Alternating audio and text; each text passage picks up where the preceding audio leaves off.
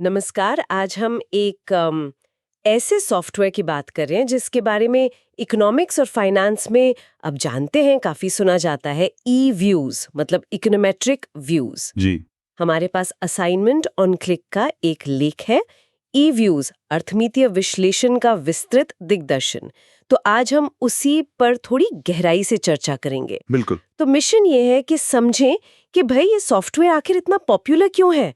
मतलब आजकल तो डेटा एनालिसिस के लिए कितने सारे टूल्स हैं, हाँ, है तो सही। पर सुना है कि ई व्यूज जो है वो इस्तेमाल में आसानी और जो गहरी एनालिसिस क्षमताएं हैं उनके बीच एक अच्छा बैलेंस बनाता है। देखते हैं जरा। जी, ये बात काफी हद तक सही है। तो शुरू करते एकदम बेसिक से। ई व्यूज आखिर है क्या चीज? बिल्कुल। ईव्यूज ये असल में विंडोज पर चलने वाला एक सॉफ्टवेयर पैकेज है। ये आया था 1994 में।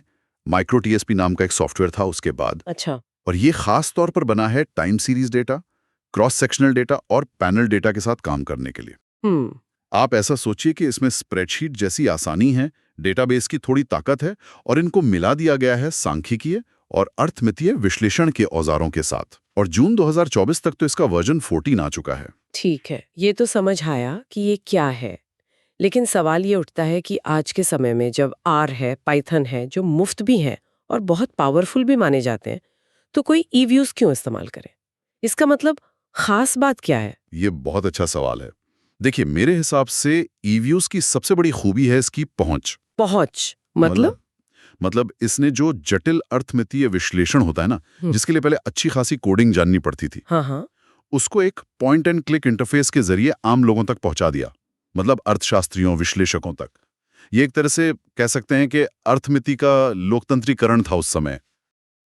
अच्छा, इंटरेस्टिंग। और दूसरी बात, जैसे एक्सेल है, स्टाटा है, एसएएस है, इन सब से डेटा इंपोर्ट करना इसमें बहुत आसान है। और ये अकादमिक दुनिया में, फाइनेंशियल कंपनियों में, सरकारी एजेंसियों में एक तरह का स्टैंडर्ड बन गया है। आपने कहा पॉइंट एंड क्लिक इंटरफेस, सुनने में तो काफी आसान लगता है। जी। तो अगर किसी को शुरू करना हो तो क्या ये वाकई उतना सीधा है? मतलब पहला कदम क्या होता है? हाँ, शुरू करना इसमें काफ़ी आसान है। इंटरफेस में आपको मेन्यू दिखेगा, एक कमांड विंडो होती है, एक वर्क फाइल विंडो होती है। Work file? हाँ, वर्क फाइल समझिए आपकी प्रोजेक्ट फाइल। आप एक नई वर्क फाइल बनाते हैं, उसमें बताते हैं कि आपका डेटा कैसा है, सालाना है, तिमाही है और किस समय का है। ठीक है। फिर डेटा लाना, वो तो बहुत ही आसान है। एक्सेल फाइल है, बस ड्रैग करके ड्रॉप कर दीजिए या कॉपी पेस्ट कर लीजिए। अरे वाह। हाँ, और डेटा आ गया तो फिर उसकी बेसिक जानकारी देखना, जैसे औसत क्या है वगैरह, डिस्क्रिप्टिव स्टैटिस्टिक्स, या एक सिंपल सा लाइन ग्राफ बनाना। ये सब बस कुछ ही क्लिक्स का काम है। ये तो ठीक है, ये तो बेसिक हुआ। लेकिन आपने टाइम सीरीज विश्लेषण की बात की थी। जी। सुना है ईव्यूज इसमें माहिर है। हाँ, बिल्कुल सही सुना है। टाइम सीरीज विश्लेषण ही इसकी असली ताकत है। अच्छा, जैसे? जैसे मान लीजिए आपको ये देखना है कि आपका डेटा स्थिर है या नहीं, मतलब स्टेशनरी है या नहीं। इसके लिए एडीएफ टेस्ट जैसे स्टैंडर्ड टेस्ट इसमें बने बनाए हैं।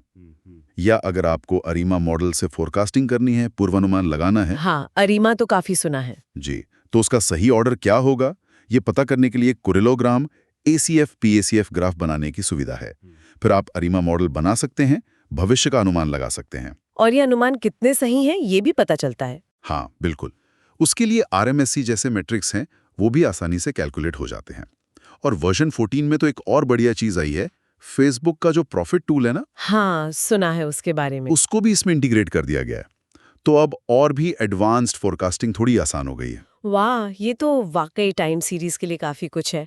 इसके अलावा क्या ये और भी एडवांस्ड एनालिसिस कर सकता है? हाँ हाँ, बिल्कुल। ये सिर्फ टाइम सीरीज तक ही नहीं है, इसमें पैनल डेटा विश्लेषण के लिए भी मजबूत टूल्स हैं। पैनल डेटा यानी जब कई यूनिट्स का डेटा हो ओवर टाइम। सही पकड़ा। जैसे कई कंपनियों या देशों का डेटा कई सालों के लिए, तो उसके लिए fixed effect, random effect model, वो सब इसमें है। अच्छा। फिर वेक्टर ऑटो रिग्रेशन यानी वार मॉडल चला सकते हैं। इससे पता चलता है कि कई सारी आर्थिक चीजें एक दूसरे को कैसे प्रभावित करती हैं। फाइनेंशियल मार्केट्स में जो उतार चढ़ाव होता है, वॉलेटिलिटी, उसे समझने के लिए गार्च जैसे मॉडल हैं। गार्च भी है? जी। और हाँ, वर्जन 14 में तो अब डीप लर्निंग इंटीग्रेशन भी आ गया है।